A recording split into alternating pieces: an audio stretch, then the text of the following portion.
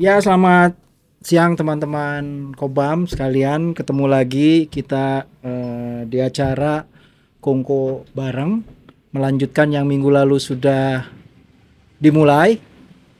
Minggu lalu kita ngebahas bersama Fadrik yang waktu itu jadi tukang umrupnya. Jadi hostnya itu Wilson Obrigados. Tapi karena sekarang Wilson lah baru aja selesai operasi katarak dan hil yang mustahil ya kalau dia datang ya. Sangat Eh, mustahil. jadi eh, nggak bisa ikut, harusnya hostnya kami berdua. Jadi sekarang saya sendirian. Tapi yang datang yang bakal membahas yang jadi tema acara kita hari ini, evaluasi historiografi 1965 itu sejarawan Andi Ahdian. Dan waktu kita ngomongin siapa nih yang patut nih ngevaluasi historiografi 65, kita langsung bersepakat kayaknya yang cocok Andi deh. Karena apa? Karena tanggal 29 Agustus kemarin itu Andi bersama banyak sejarawan, aktivis, LSM itu bikin deklarasi. Dan buat kita sebenarnya judul deklarasinya itu, detailnya kepalanya adalah Deklarasi Kemerdekaan untuk Klarifikasi Kesejarahan, Kebenaran dan Keadilan atas Kejahatan Kemanusiaan. Nah, ini inisiatornya ya. Iya, Deklarator ya. Jadi itu ada 8. sekarang udah berapa tuh? Deklaratornya 8 ya. 300 pendukung ya. 300 pendukung sekarang. Lebih. Termasuk organisasi. Termasuk organisasi. Nah, kita pikir itu bisa jadi alat untuk berangkat sebenarnya mengevaluasi historiografi 65. Nah, kira-kira bisa gak tuh kita kalau berpikiran kayak gitu tuh? Bisa, baik. Poin pentingnya Bung Rizal bersama juga orang Kobam, teman-teman Kobamers lah ya. Pertama-tama kata kunci yang ada di dalam deklarasi itu adalah kejahatan kemanusiaan. Dan kita ingin persoalan ini bisa selesai. Nah, kita sampai sekarang problemnya adalah terus digelayuti ya masa lalu yang kita tahu bermasalah, dan juga sampai sekarang kekerasan merupakan satu yang endemik dalam kehidupan masyarakat Indonesia. Dari 65, lalu Priok, Aceh, Papua, 98. Jadi kok kita nggak lepas-lepas ya, modusnya sama, ada pemerkosaan tahun 98 ya, perempuan dan sebagainya. Apa gitu loh. Dan itu yang hilang. Jadi kalau kita, masyarakat kita gitu, karena kita tidak belajar dari sejarah itu, kita melihat kekerasan seolah-olah satu ledakan yang baru dan misterius. Dari mana gerak kekerasan itu lahir? Tapi kalau kita lihat sejarah ternyata nggak misterius. Ada akar sejarahnya gitu. Nah, ini yang kita ingin buka. Kenapa? Dan itu juga penting ya dalam artian sebagai suatu bangsa ya. Kita ini hidup terpecah-pecah maksudnya. Ada satu kelompok yang kita anggap sebagai warga negara kelas 2, ya nggak? 65, korban 65. Lalu apa yang saya ketemu tuh di Lampung itu apa namanya, Warsidi Lampung. Warsidi. Mereka bilang saya ini sehidup sampai sekarang dianggap sebagai orang yang mengikuti aliran sesat. Dibuat trauma. Jadi trauma itu dipelihara oleh pengetahuan sejarah, sehingga kita sebagai bangsa nggak pernah dewasa ya. Dan kita selalu menggunakan cara yang sama dalam mengatasi hal-hal dalam kehidupan bernegara lah. Nah, itu yang kita inginkan terjadi lebih baik. Ya, sebenarnya apa yang dibicarain Andi ini kan menarik ya, karena kalau Kobam ini nerbitin buku Musim Menjagal, Killing Season ya bahasa Inggrisnya ya, Jeffrey Robinson. Jadi ini buku sejenis evaluasi juga terhadap hampir 50 tahun ya studi tentang 65. Ya. Nah, salah satu kesimpulan yang digarisbawahi oleh Jeffrey ini adalah apa yang dikatakan oleh Andi tadi tentang budaya kekerasan sebagai warisan dan beban sejarah gitu. Dari mana sih akarnya gitu. Bahkan Jeffrey itu nggak cukup bilang oh ini warisan Orde Baru gitu. Dia pulang lebih panjang lagi ke masa kolonial Belanda dan menyebut banyak peristiwa yang sebenarnya seperti kayak siklus begitu ya. Ya, tapi kan kita nggak percaya bahwa sejarah berulang ya. Cuma rimanya sama gitu. Sami mawon lah ya Iya, ceritanya nah. ya. Kira-kira eh, pendapat kayak gitu bisa diterima nggak? Eh, Artinya gini loh, sebagai itu akan menjadi contoh dari kegagalan kita hidup sebagai warga negara masyarakat modern ya. Warga negara modern katakanlah ya. Yang mengasumsikan setiap warga negara setara dalam hukum. Tidak terbelah-belah dalam aliran, kalau kita ngikutin sejarah ya. Panjang-panjangan. Ini cerita sejarah ini ada. Saya ngeliat agama Jawanya siapa? Clifford Geertz. Dia kan bilang ada abangan, kiai dan sebagai santri. Dan kalau dia kan fenomena kultural. Kalau kita sebagai sejarawan, kita akan bilang itu satu fenomena historis ketika Amangkurat melakukan pembantaian terhadap ulama di Surabaya yang Jawa saat itu. Dan permusuhan lama itu sampai berapa abad hidup sampai santri ulama gitu ya. Santri abangan. Jadi saya kira itu negara-negara tradisional dan feodal ya. Tapi dalam kehidupan modern seharusnya kita nggak begitu. Kita punya respect for life, respect for human rights gitu ya. Dan kita bisa hidup dalam satu masyarakat yang yang civilized gitu, civic ya. Makanya kan warga itu kan terjemahannya civic ya, beradab lah. Walaupun kita berbeda, saya berbeda dengan Anda, sekeras-kerasnya, tapi cara kita cara sipil, civilized. Dengan demikian kita bisa mengatasi hal-hal yang lain lah. Nah kita enggak. Sehingga saya kira selalu berulang, ya berulang.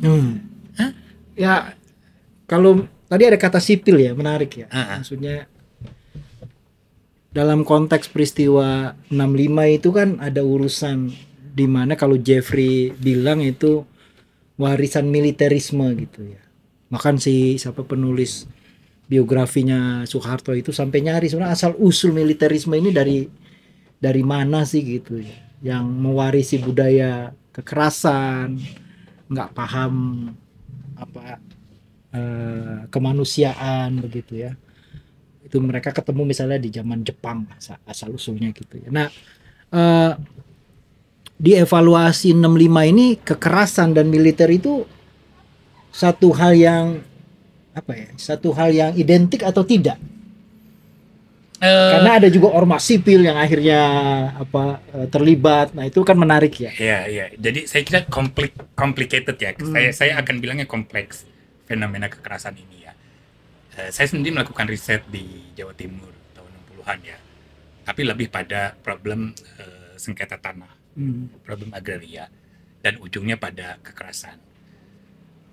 Jadi begini, ada satu DNA kita di dalam DNA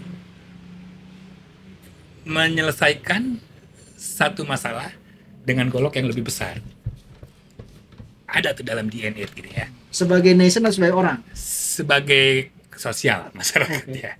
Misalnya ini kalau kita baca bukunya Ong Kokam ya, tentang protes petani, kehidupan pedesaan itu violent. Walaupun mereka belajar dari negara sesungguhnya kan gitu ya.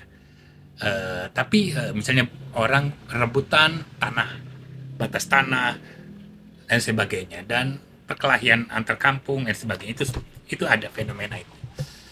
Sehingga ketika Bapak Bangsa itu memproklamasikan kemerdekaan Indonesia, mereka kan bilang ya, nation building. Nation building juga bukan cuma sekedar sadar sebagai bangsa gitu loh, tapi sebagai human, sebagai satu masyarakat modern yang punya standar berpikir orang modern, nggak ngamuk gitu loh.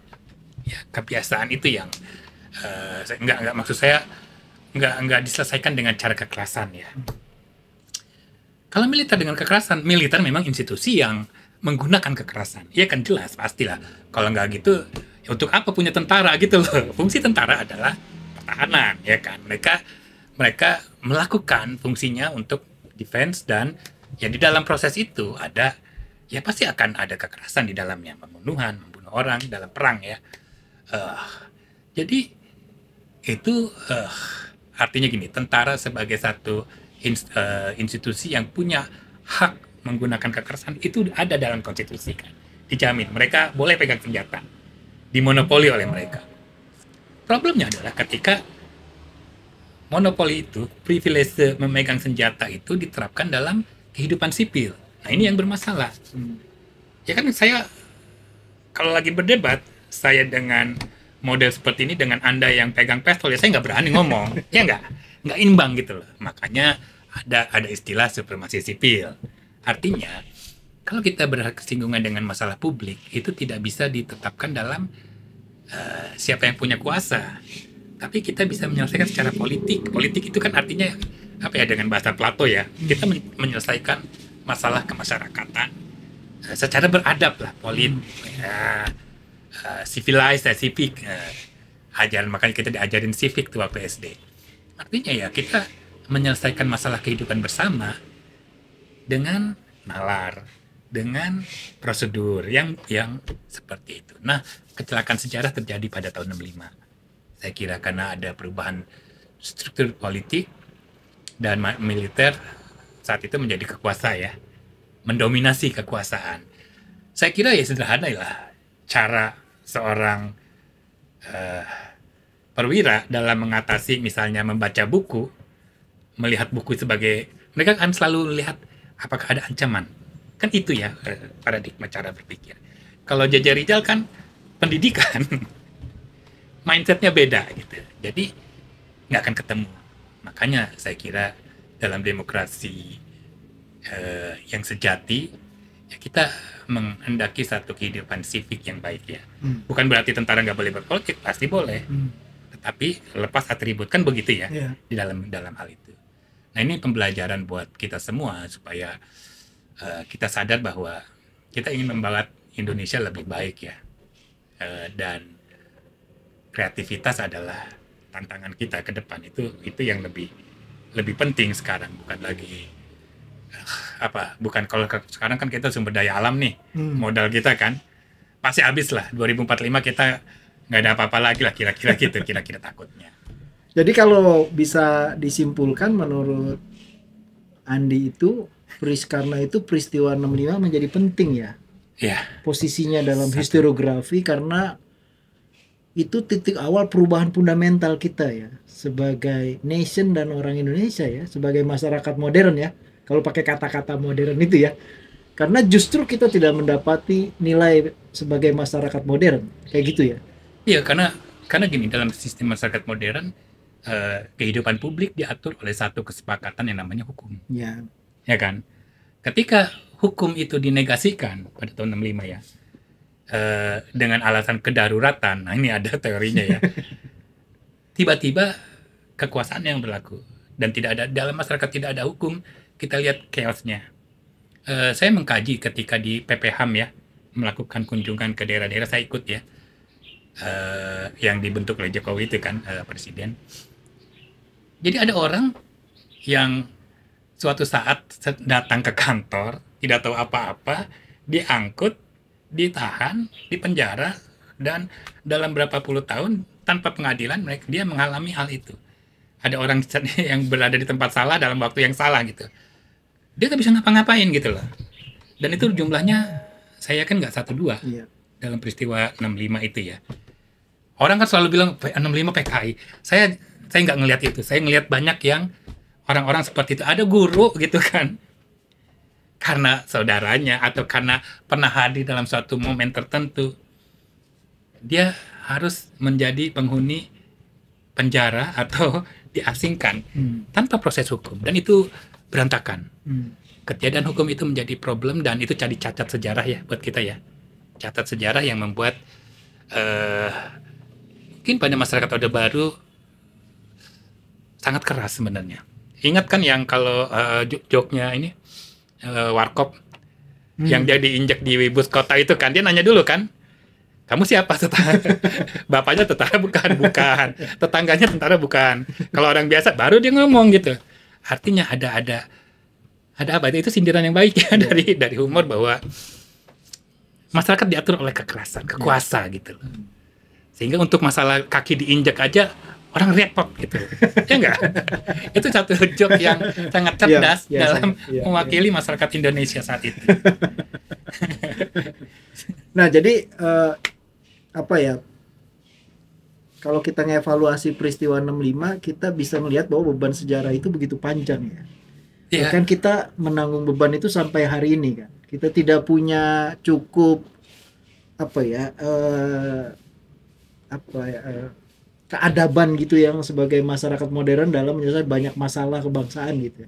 Kayak tadi misalnya yang soal demi keselamatan bangsa. Nah, itu kan kata-kata yang rumit. Sekarang juga terdengar lagi kan. Kalau demi keselamatan bangsa itu kita bisa melanggar undang-undang, bisa melompati konstitusi gitu. Kan kata-kata itu ya selain budaya kekerasan dalam bentuk ormas begitu yang dalam film kita bisa lihat, dalam bacaan-bacaan tentang 65 kita bisa lihat gitu. Jadi fenomena yang beranak pinak sekarang gitu ya. Dan seperti sejarah jalan di tempat begitu ya. Iya, kita itu. Tapi juga di tingkat elit juga punya sikap yang menurut saya sama begitu. Nah, konteksnya kalau kita mau ngevaluasi gimana memahami ini? Iya. Artinya kalau kita menuntut penyelesaian ya, sebagai tadi Andi bilang deklarasi untuk kebenaran, keadilan, dan ini kan masalah yang rumit ya, kayak dibilang oleh Jeffrey sendiri sebenarnya ya akhirnya kita bisa lakukan hanya bersuara terus-menerus gitu. Iya. Ya, begini loh. Saya sangat menghargai, memberikan apresiasi apa yang dilakukan Presiden pada awal tahun ya, Januari kan, dia pidato tentang penyesalan terhadap peristiwa pelanggaran HAM masa lalu. Ya, dari tahun 65 sampai ke reformasi 98 ya. Jadi saya memberikan apresiasi itu. Itu adalah satu titik tolak kita berpikir lebih jernih tentang apa yang terjadi pada sejarah kita. Kesempatan. Dia membuka pidato Presiden itu membuka ruang buat kita semua berbicara dengan baik tentang apa yang terjadi pada masa lalu. Dan dalam salah satu rekomendasi disebutkan penulisan ulang sejarah. Dan saya kira itu penting ya. Artinya karena negara sudah membuat sejarah, ya kan, sudah sejak tahun 72 kan, iya. Sudah create sampai berkelahi ya. Sudah create itu. Jadi tidak bisa dibilang bahwa tugas menulis sejarah itu ya sejarawan, nggak begitu. Kan Pak Mahfud bilang, ya kita akan support tapi nanti itu sejarawan. Problemnya adalah negara sudah mulai. Nah, kecuali kalau misalnya oke ini udah nggak berlaku nih sejarah ini. Oke, kita bikin satu yang baru lah. Artinya sebuah kesepakatan baru hidup dalam masyarakat yang beradab. Saya kira di generasi muda sekarang sadar. Saya kira ya mereka jauh lebih baik dibanding generasi kita. Paling tidak mereka tahu rights-nya lah. Kalau ditempeleng pasti ngelawan gitu. Kalau zaman kita tempeleng nanya dulu, lu bapak lu tentara gitu kan. Anak kolong bukan. Baru kalau mereka kan enggak, mereka sadar rights gitu. Jadi sebagai warga negara jauh lebih maju. Dan ini yang menjadi kecemasan generasi tua nih. Saya kira penyakit dari generasi tua itu selalu merasa lebih tahu kan. Padahal mereka sudah membuat cacat sejarah. Saya kira saya juga termasuk punya kontribusi kali ya dalam artian membiarkan. Karena awalnya saya, kalau kita nonton kan, kita takut dengan PKI kan. Walaupun nggak tahu PKI itu apa, nggak pernah tahu, kita nonton kan, waktu SD dan sebagainya. Tapi kalau kita mulai belajar baca, semakin terbuka gitu ya pengetahuan sejarah kita, semakin kita merasa sialan gitu ya. Gue bego banget gitu loh, dalam artian punya mindset yang bodoh gitu ya. Bacalah misalnya sejarah Jerman gitu kan. Kok orang Jerman bisa ya melihat sejarahnya gitu ya, dan lain-lain. Tapi itu emang susah, emang suatu proses yang nggak mudah. Ya ini persoalan historiografi kan soal 65 terutama ya, dan kelanjutan dari warisan budaya kekerasan gitu ya. 65 itu kan terus berulang dan efeknya kemudian orang sebut sebagai kejahatan HAM. Nah, ini bisa dari dalam negeri, bisa juga dari luar ya, dalam konteks historiografi. Tapi yang menarik kan sebenarnya di antara banyak peristiwa yang kita sebutlah genosida misalnya gitu ya, Perang Dunia Kedua, atau Mao di tahun 50-an atau Soviet di tahun 30-an begitu ya. Peristiwa 65 tuh nggak populer sebenarnya dalam historiografi global. Padahal ya ada yang bilang 400.000 lah yang kompromi atau 300.000, tapi ada yang bilang gope, ada yang bilang 500.000 gope sorry, ada yang bilang apa 1 juta begitu. Tapi itu bukan peristiwa yang apa yang populer dalam historiografi dunia gitu. Jadi kalau kita googling gitu ya, 65 itu nggak ada muncul itu dalam trajektori sejarah.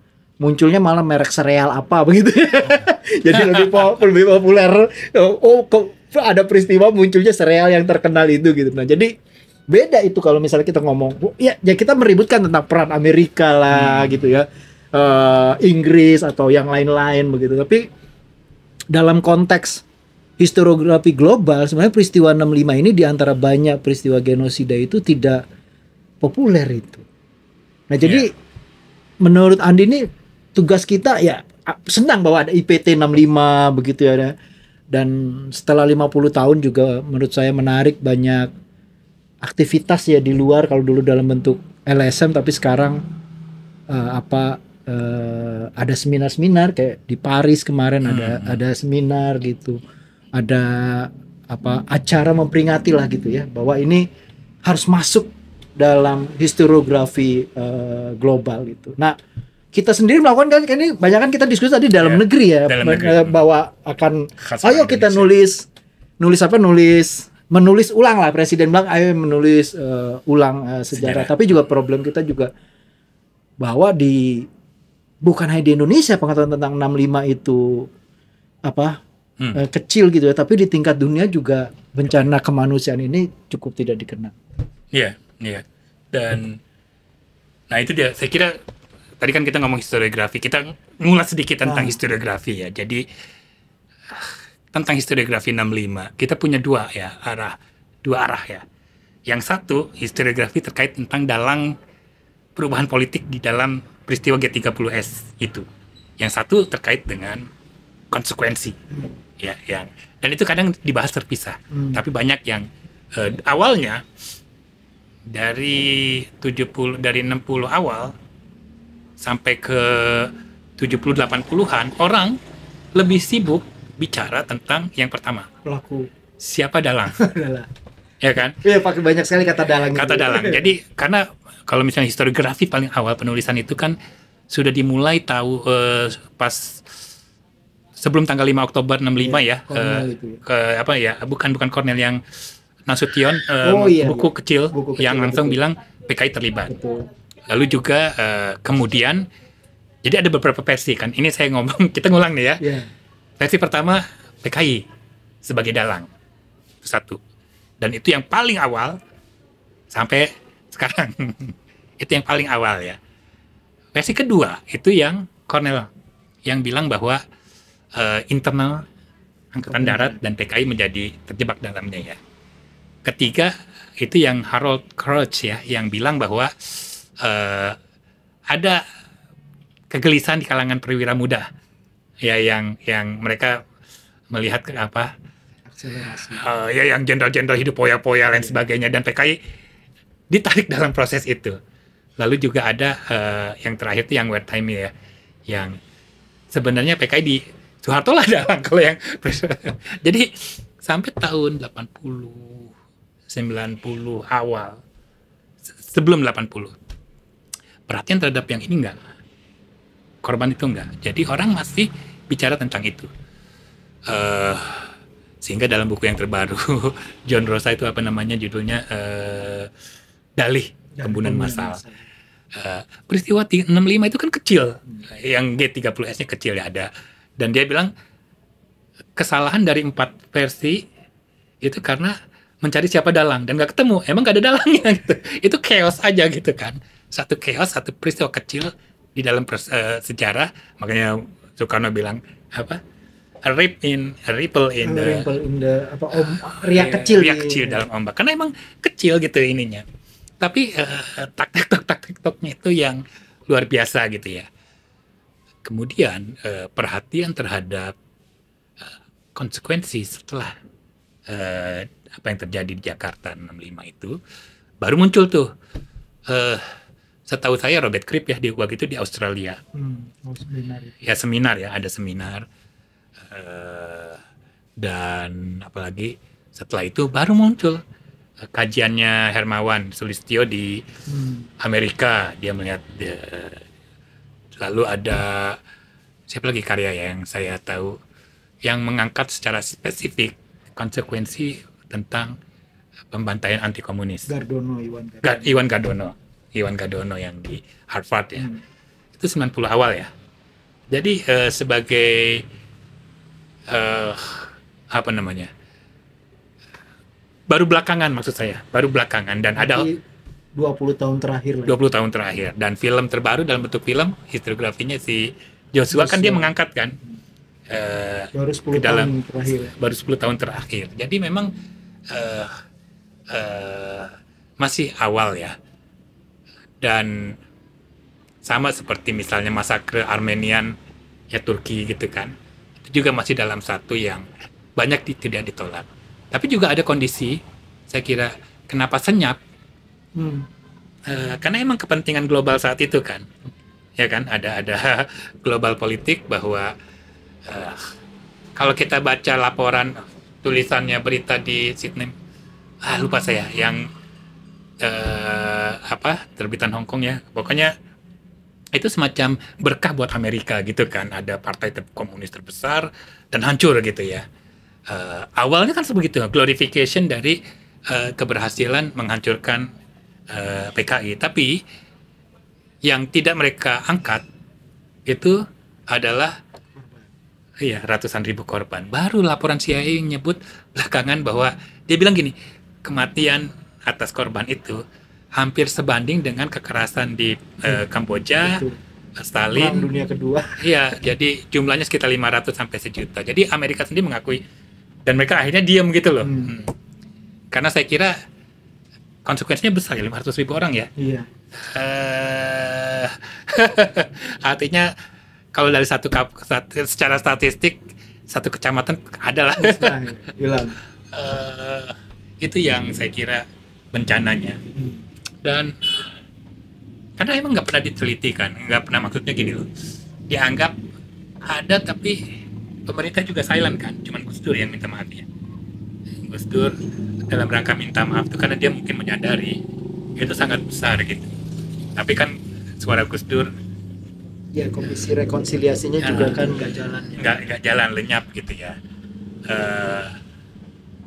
Saya kira orang yang paling advance dalam artian kesadaran sipik adalah Abdurrahman Wahid ya, sebagai presiden ya. Presiden yang paling punya kesadaran sipik. Yang lainnya berhitung secara real politik. Saya kira mereka juga tahu kondisinya kayak apa dan sebagainya, berhati-hati sikapnya. Problemnya adalah ya seperti tadi. Jadi kita tidak pernah melihat kekerasan di dalam kehidupan masyarakat kita dalam kacamata yang jernih ya. Seolah-olah kayak pakai beberapa antropolog tuh, ledakan gunung berapi yang tiba-tiba ada terus menghilang, sebuah misteri. Di dalam kehidupan masyarakat modern hal tersebut nggak boleh terjadi sesungguhnya ya. Di kasus di Warsidi 200 orang kan, ada lebih lah, saya juga nggak nyebut namanya. Aceh berapa orang gitu, tapi didiamkan. Kan saya kira gimana ya, kita membiarkan trauma hidup di dalam masyarakat. Impunitas nih ya persoalannya ya. Oke. Ya ini gimana ya? Ya mungkin Andi tadi benar ya, bahwa kita belajar sejarah tapi tidak belajar sama sekali dari sejarah ya. Iya betul. Nah, tadi juga menarik ya soal Amerika punya kepentingan. Ini kan juga salah satu yang ramai dibicarain selain soal pelaku ya, internal misalnya menyasar pada angkatan darat gitu, tapi juga menyasar pada kekuatan asing sehingga ada apa ya, xenofobia atau apa dalam peristiwa 65 anti asing begitu ya, anti asing karena ini buatan Amerika. Tapi di dalam beberapa buku juga itu menyebutkan bahwa kalau kita ngomong peristiwa 65 dan bilang Amerika memainkan peran, ya bukan tidak benar, benar. Tapi itu menyenangkan pihak-pihak yang seharusnya bertanggung jawab dan membuat semakin pandangan kita tidak jernih karena satu katanya itu membenarkan bahwa orang Indonesia itu bodoh. Mitos kolonial. Soalnya mereka nggak bisa mengorganisir satu aktivitas yang besar begitu. Dan yang kedua, kita juga jadi nggak pernah belajar begitu dan terus melakukan ulang dan membenarkan itu sebagai sesuatu yang wajar ya. Iya, ya itu ya. Kalau saya pakai kacamata Bung Karno lah saat itu sebagai presiden, Anda bisa bayangkan.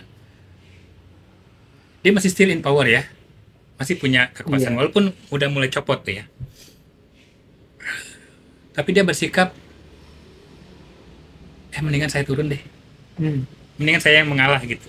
Karena dia tahu konsekuensi kalau dia melawan, pasti ada pendukungnya juga. Para Soekarnois banyak. Akan ada perang saudara dan itu yang dia tidak mau. Dan saya kira itu akan terjadi kalau Soekarno melawan ya. Artinya gini.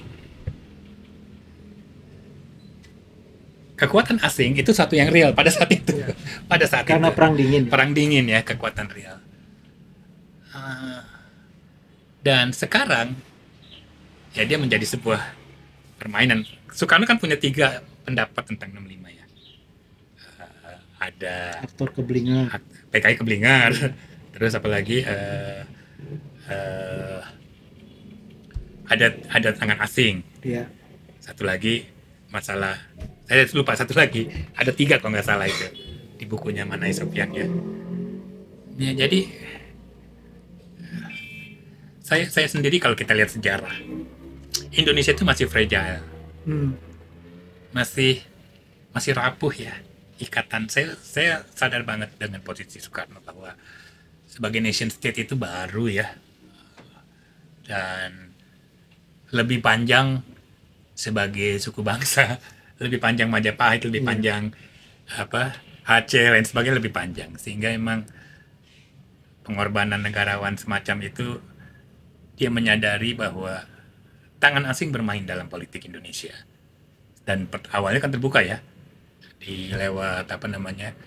lewat beberapa subversi itu di RRI Permesta ya kan, pemberontakan Alan Pope dan sebagainya, itu terbuka. Sehingga saya kira dalam konteks sekarang sebenarnya memang ada ya unsur-unsur tangan asing juga memang ada ya di dalam. Misalnya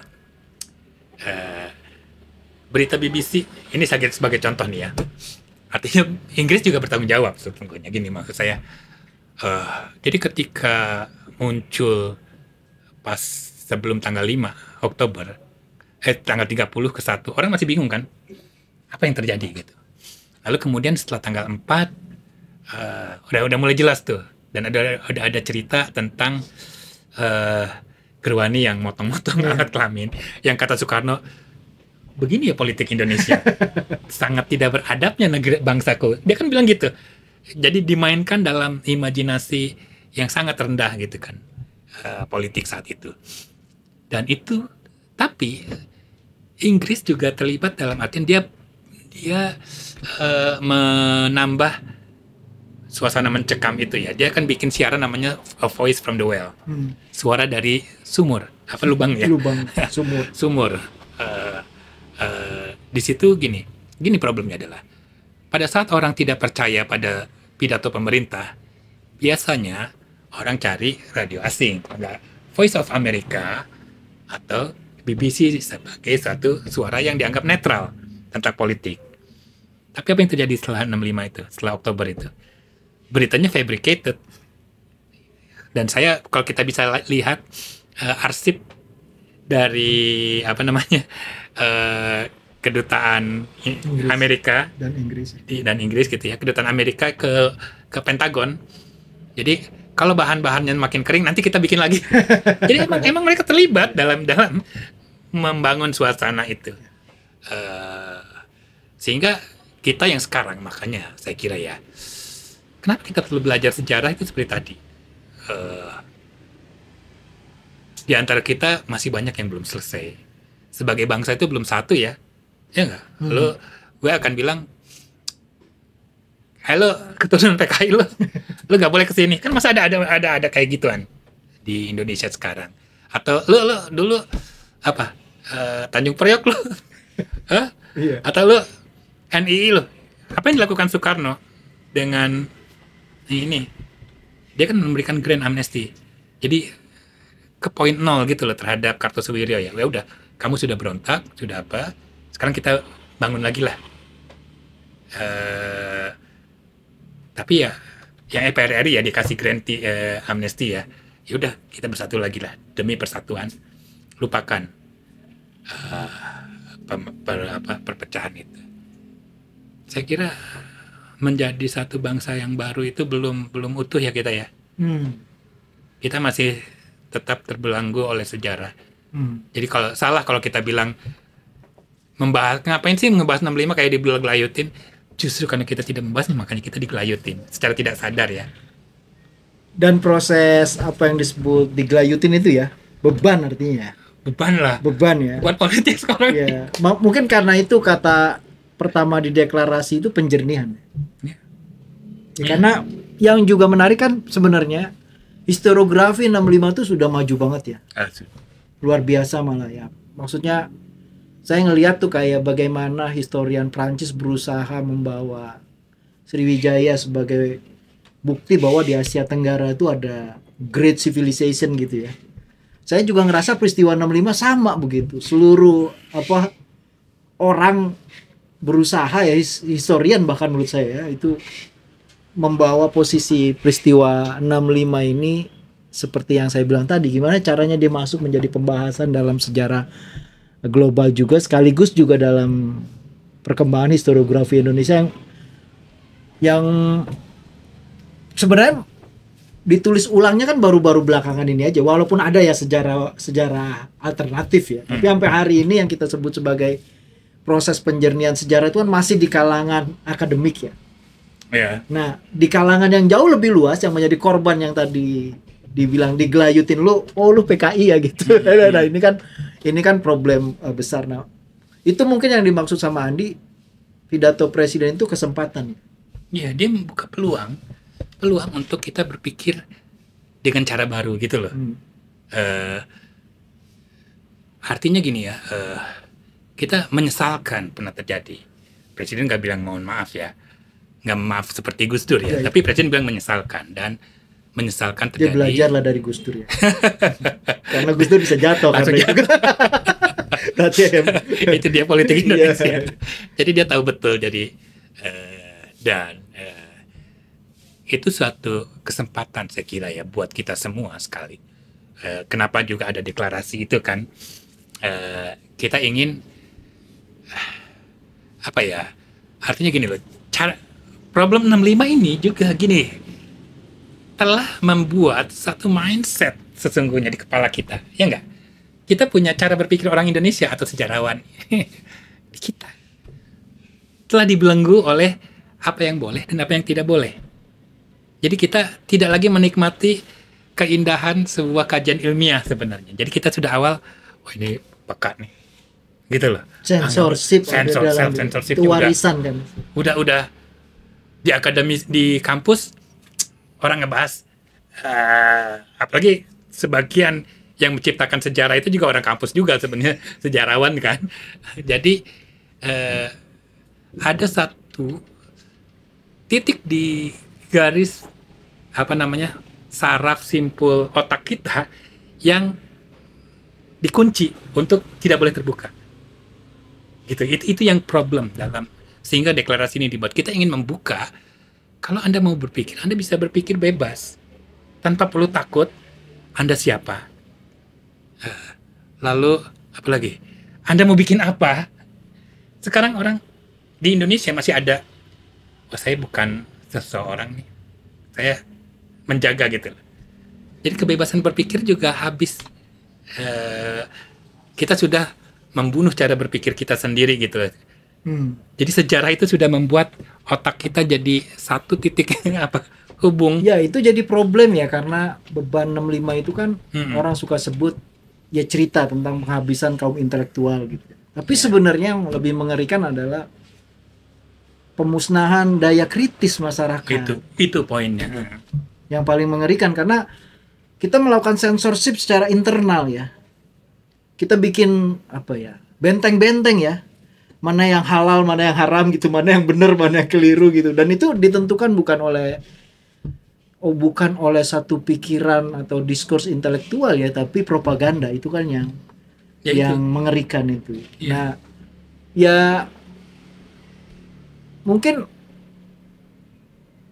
deklarasi itu sendiri bisa kita katakan sifatnya sebenarnya jauh lebih luas ya. Iya. Dalam artian gimana nation itu bisa jalan kalau nggak punya daya kritis, sementara nation itu didirikan dengan daya kritis. Ya, kita kalau nggak punya daya kritis, nggak punya pertanyaan. Kalau nggak punya pertanyaan, nggak punya kreativitas. Kalau nggak punya kreativitas, ya jadi kuli dari bangsa kuli, kata Soekarno kan. Jadi itu efek ya, maksudnya kalau kita bicara evaluasi historiografi 65, efeknya tuh bukan sekedar pembunuhan dalam artian ratusan dari ribu fisik orang. Ya, itu dari fisik kenyataan ya. Tapi dia memberangus konsepsi tentang manusia modern dan republik. Betul. Gagasan republik. Ya, daya kritis, antitesis nation kita kan ini dibentuk oleh antitesis terhadap kolonialisme yang menolak daya kritis kan. Ya lu pribumi bodoh lah, nggak usah mikir gitu. Ikut aja kalau kata Tuan Putih AA, kalau Tuan Putih BB. Nah, ya bukan pengulangan sejarah sih, tapi konteksnya, efeknya dari peristiwa 65 itu, ya kita merdeka. Tapi sekarang kita nggak punya kebebasan, bahkan dari dalam pikiran. Itu yang ngeri. Jadi kita bicara di sini pun akan ada orang bilang, enggak, berat sebelah nih. Ini orangnya latar belakang. Jadi orang nggak bicara tentang pikiran. Yeah.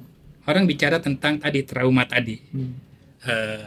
Tapi jangan salah ya, trauma juga yang berkuasa juga punya traumanya sendiri. Mereka kayak saya baca bukunya James Siegel tentang Petrus, kriminal itu. Yeah. Jadi para penguasa rezim menciptakan musuhnya sendiri, membunuh dirinya cermin dirinya gitu kan.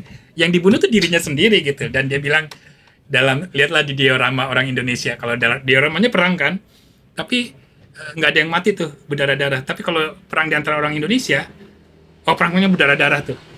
Jadi bunuh-bunuhan di antara orang Indonesia. Jadi kita biasa saling membunuh di antara kita. Itu yang mau dikatakan Siegel ya. Kita itu membunuh citra diri kita sendiri. Dan itu yang terjadi. Kita sejak awal berada dalam satu perhitungan kalkulasi terus kan. Mana yang benar, mana yang tidak benar, mana yang boleh dan mana yang tidak boleh. Dan itu capek gitu loh, nggak enjoy sebagai satu warga negara ya. Terlalu banyak range dan kita nggak pernah tahu di mana kita bersalah. Dia nggak kalau jelas itu beda ya. Dan problem itu yang menjadi dasar dari kehidupan sipil kita sekarang.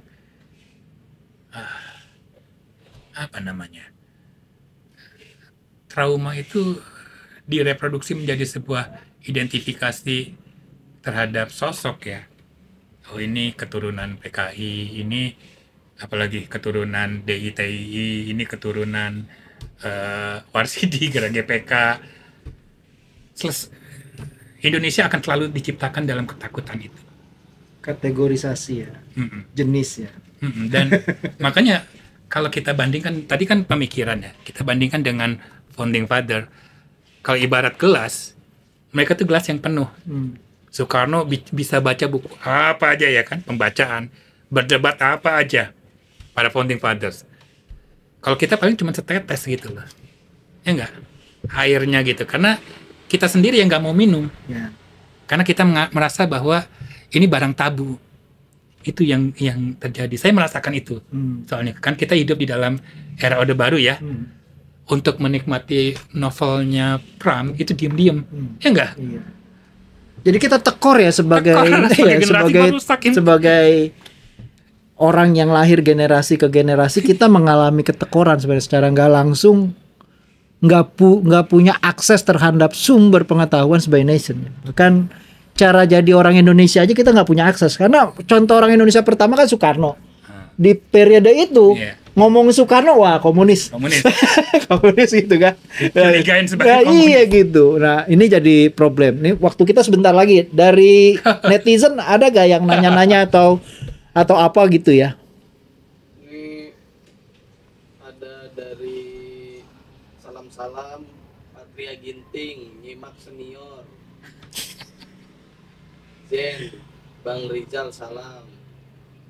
Terus Ini kayak radio dangdut CBB, banyak salamnya, sebentar lagi bisa putar lagu. Tapi ini keluar konteks dari Yoga. Maaf mau tanya, gimana pendapat Anda Pak dalam masalah Pulau Rempang yang dijual?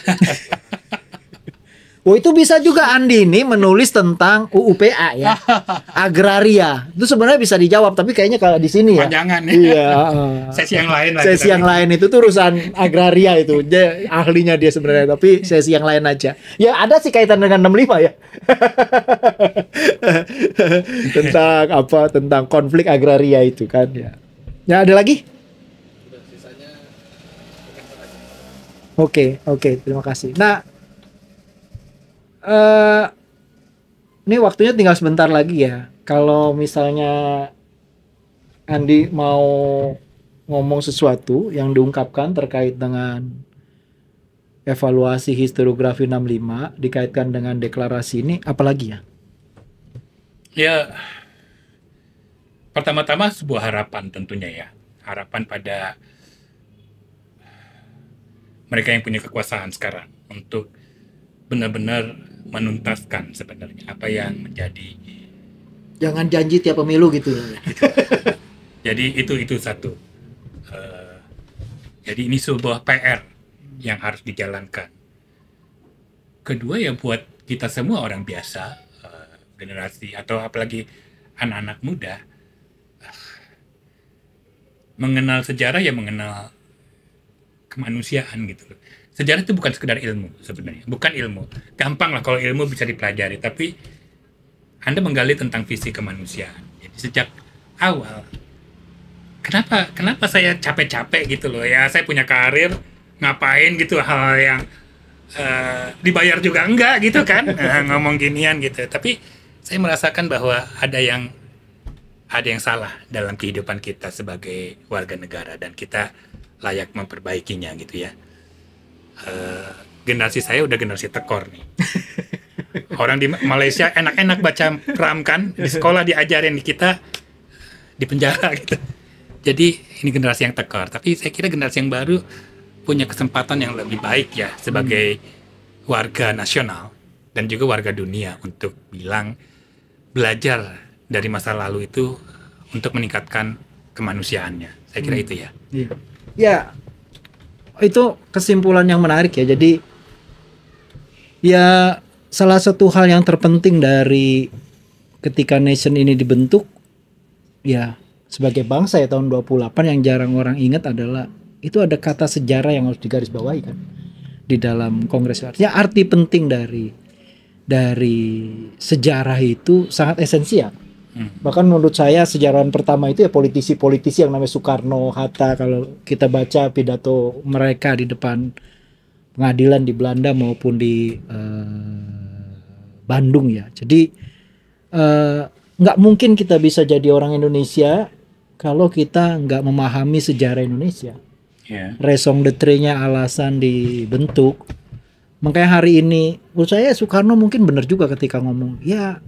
Kadang kan orang ngutip ya jas merah gitu, walaupun itu sebenarnya ejekan karena Soekarno jasnya merah gitu, maksudnya komunis gitu ya, atau jangan sekali-sekali meninggalkan sejarah. Itu ada kalimat berikutnya tuh yang saya sering dengar dari Sitor ya kan, itu kalimat berikutnya bilang kalian akan jadi seperti monyet dalam gelap gitu. Nah itu bahaya itu. Nah itu yang bagian yang penting kalau kita enggak memahami sejarah dan apa ya. Nation ini nggak bersungguh-sungguh dengan sejarah, sebenarnya juga itu menjadi pertanyaan. Sebenarnya kita bersungguh-sungguh gak sih jadi Indonesia?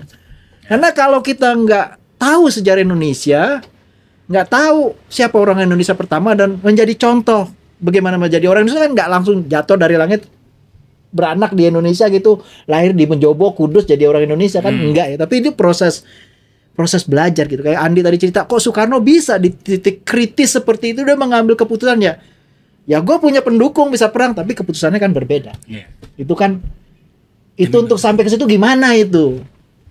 Itu gimana? Itu kan bukan cuma sekolahan itu kan. Nah itu menurut saya yang Andi bilang tadi, ya sejarah bukan ilmu kali. Ilmu. Bukan sekedar ilmu, ya. Tapi dia sumber nilai. Nah, jadi persoalannya ketika peristiwa 65 itu kita nggak evaluasi, dan salah satu nilai evaluasi itu adalah pembunuhan daya kritis. Dan otomatis lebih banyak berpulang pada apa kata negara dalam urusan pengetahuan ya. itu jadi problematis tuh di situ. Itu jadi problematis. Jadi kita sudah saatnya sih bertanya, sebenarnya kita sebersungguh-sungguh apa sih terhadap sejarah? Karena kalau kita nggak bisa jawab, sebenarnya kita nggak bersungguh-sungguh terhadap Indonesia. Mungkin itu kan. Itu efek dari peristiwa 65 ya. Kenapa sampai hari ini tuh jadi kata yang pertama yang ditawarkan Andi dan teman-teman di deklarasi itu penjernihan. Penjernihan maksudnya ya, lu nggak bakal bisa menjernihkan kalau lu nggak punya daya kritis ya. Nah, itu kali sebagai penutup. Nah, minggu depan kita akan ketemu lagi tanggal 29 September. Mudah-mudahan Wilson sudah sehat dari operasi katarak mata. Dan kita nggak di sini, tapi kita akan live di bawah. Teman-teman bisa datang dan bisa ngobrol lebih luas. Makasih Andi udah datang ke apa ya, September Kobam melawan lupa. Kobam melawan lupa, temanya bulan September nih, semuanya tentang 65. Dan besok tuh Petrus Hari ya yang bakal ngomong suara tapol. Dia bakal cerita sebagai seorang tapol, dan dia betul dipenjarakan bareng banyak tapol 65 ya.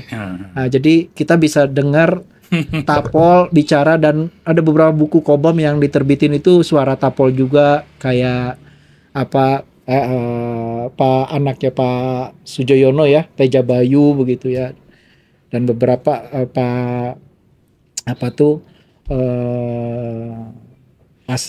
asistennya Nyoto ya, apa Tan Swiling ya, itu kita nerbitin beberapa. Oke teman-teman, makasih udah pantau sampai minggu depan. Terima kasih. Yuk, makasih. Udah sibuk kita ganggu.